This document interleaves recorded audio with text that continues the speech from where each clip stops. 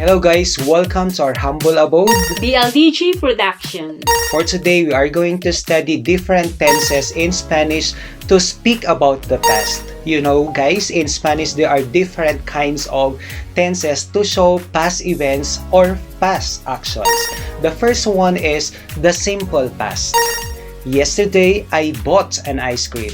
Ayer compré un helado.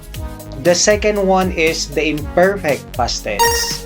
I used to buy ice cream. Compraba un helado. We also have the past progressive. Example, I was buying an ice cream.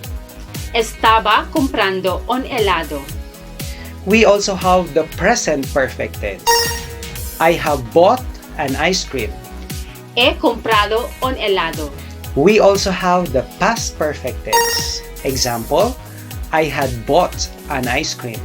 Había comprado un helado. Alright, so those are some examples of tenses in Spanish which show about the past. Is it easy? But for today, of course, we are not going to tackle all those 5 different tenses in the past. First is we are going to study the simple past tense, or we call that as Preterito Indefinido in Spanish. Okay, so when we use the simple past tense, of course, this relates past action and this is not related with the present. Okay, so if we are going to recall the past, which is not related with the present situation, then we are going to use the simple past tense or preterito indefinido. So we are going to teach you how to conjugate the verbs to show the simple past tense. Of course, we are going to start with the regular verbs. Okay, the easier ones. Okay, example, hablar, which means to talk or speak. Now, how are we going to conjugate the verb hablar? So, hablar, this is an AR ending verb. First person, singular. Hable. Second person, singular. Hablaste. Third person, singular. Habló. First person, plural. Hablamos. Second person, plural. Hablasteis. And third person, plural. Hablaron. Alright, so we have there hable, hablaste, habló, hablamos, hablasteis, hablaron. So you notice guys how we conjugate AR regular verb to show past tense. The last letter you are going to use E. Okay, so AR is changed to E. So hable. On the second person, hablaste. Alright, so we are going to remove the AR ending verb, the AR for hablar, and we are going to add aste. For the third person singular, habló, so we are going to remove AR and add O, but with the accent or with the stress. So we say habló. Okay.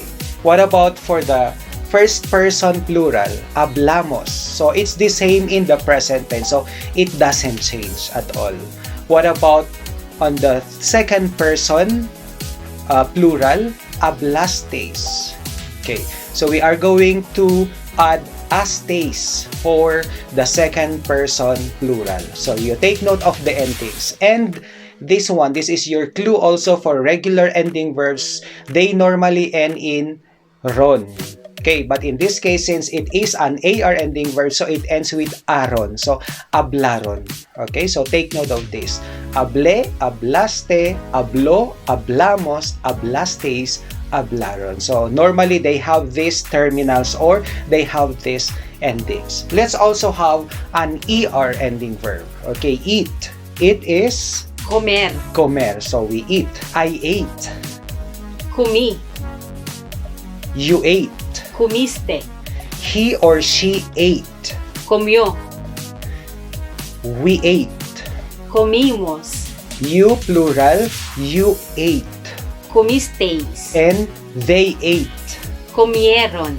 Alright, so comí, comiste, comió, comimos, comisteis, comieron. So you take note of their endings, guys. Okay, let's also have an IR regular verb. Okay, an IR ending regular verb. Okay, for example, to live.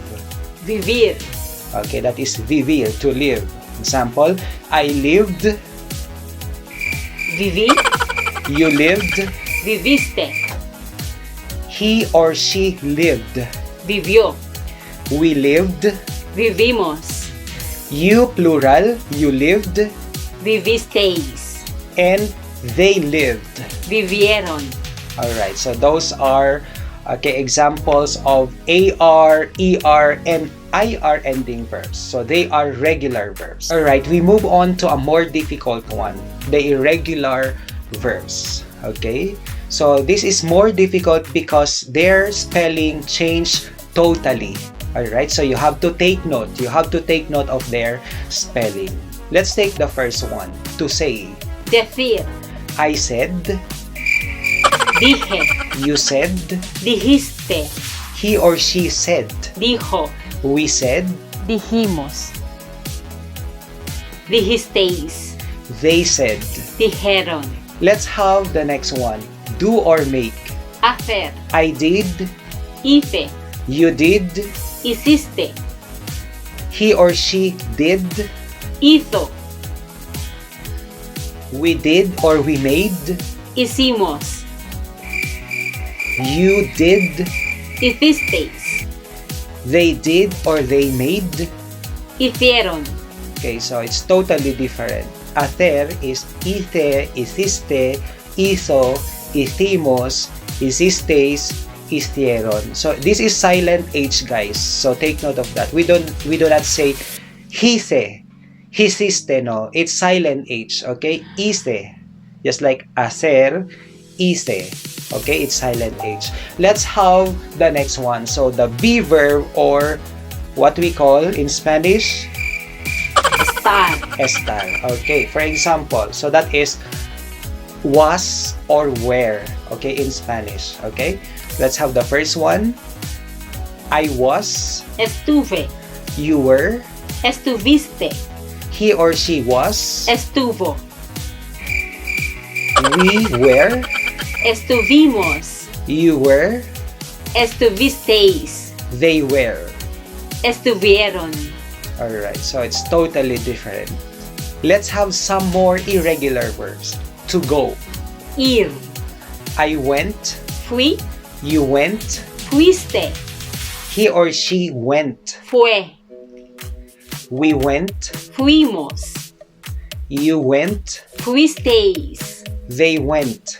fueron, Okay, let's have the next one. Has or have. tener, Okay, I had, tuve, you had, tuviste, he or she had, tuvo, we had, tuvimos, you had, tuvisteis, they had. tuvieron, Alright. The next one is totally different from its spelling, from its root word. To know. saber, I knew, supe, supe. You knew, supiste, he or she knew, supo, we knew, supimos, you knew, supisteis, they knew. supieron, Totally different, right? So, I knew is supe, supiste, supo, supimos, supisteis, supieron. Let's also have the verb can. puder, First person, pude, second person, pudiste, third person, pudo, first person plural, pudimos, second person plural, pudisteis, and third person plural. pudieron, Let's also have the verb to bring. traer, I brought, traje, you brought, trajiste, he or she brought, trajo, we brought, trajimos, you brought, trajisteis, they brought. trajeron, The verb to come. venir, I came, vine, you came, viniste, he or she came, vino, we came, vinimos, you came, vinisteis, they came. vinieron. Alright, so this is also your clue for verbs that end with duthir. Okay, so we are going to use this pattern. So the endings are the same when the verb ends with duthir. For example, the verb to drive. Conducir. I drove. Condoje. You drove. Condujiste. He or she drove. Condujo. We drove. Condujimos. You drove. Condujisteis. They drove. Condujeron. Alright, so take note of this. For verbs that end with duthil, how are we going to conjugate their past tense? Okay, of course, the first person ends with duhe, second person duhiste, third person ends with duho, then duhimos, duhistes, duheron. So you are going to add these endings to be able to form the past tense of verbs that end with duthil. Alright guys, so let's have some examples. Sharon Hunt did the exam last summer. Sharon Hunt hizo el examen el verano pasado. Okay, hizo, that represents Sharon Hunt, okay, which is the third person singular. Hizo. Perfect TV and Ayong Mangubat studied the whole night.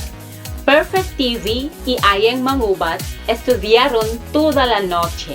Okay, we are going to use estudiaron, the third person plural, because our subject is Perfect TV and Ayang Mangubat. Let's have another sentence. We sold our car last month.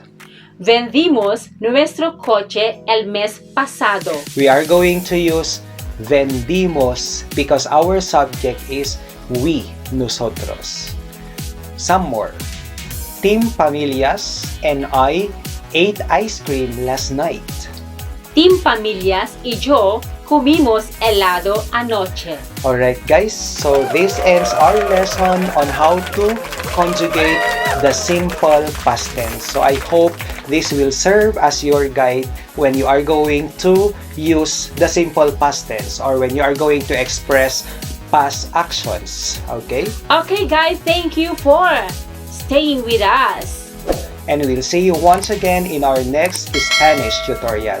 Adios! Adiós, Ciao! chao. Hasta luego! Hasta luego.